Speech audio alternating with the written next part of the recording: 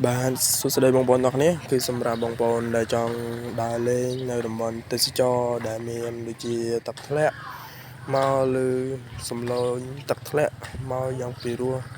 គឺទីត្រូវដ៏ស្ងប់ស្ងាត់បំផុតគឺបរិវេណនៃកន្លែងទឹកធ្លាក់មួយកន្លែងដែលខ្ញុំបានទៅដល់ឡើយនេះគឺមានថ្មមានទឹក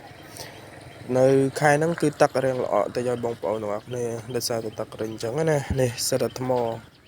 មើលយកទៅកណ្ដងដើរលេងណាបងប្អូនអើយមើលតា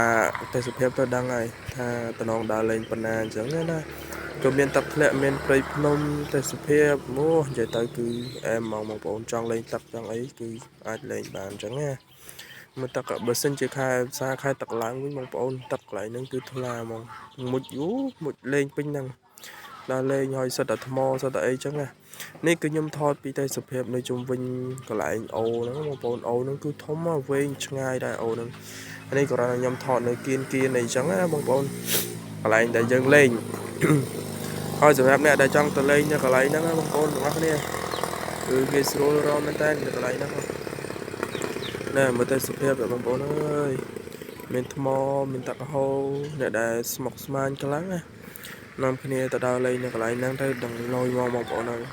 ដឹងទៅលយទៅមកដឹងអារម្មណ៍មកវិញស្រស់ស្រាយជាងមុនអញ្ចឹងណាពេលថាអ្នកខ្លះធ្វើការហត់នឿយខ្លាំងអីចឹងទៅដល់ពេលទៅធ្វើការដើរលេងនៅកន្លែងហ្នឹងអីទៅគឺមានអារម្មណ៍ថាស្រស់ស្រាយទីមួយយើងបានមើលទៅសភាពធ្វើឲ្យចិត្តយើងនឹងសប្បាយចិត្តយើងនឹងស្រស់ថ្លាជាងមុនកុំឲ្យគិតច្រើនឬស្មុគស្មាញអីចឹងណាបងប្អូនទាំងអស់គ្នាខ្ញុំចែកម្លែកនេះដើម្បីឲ្យបងប្អូនទាំងអស់គ្នាមើលខ្លះពីការថតដើមសានរបស់ខ្ញុំថាវាសប្បាយប៉ុណ្ណាមនុស្សខ្ញុំចូលចិត្តដើរលេងបងប្អូនគឺសប្បាយបងប្អូនដើរលេង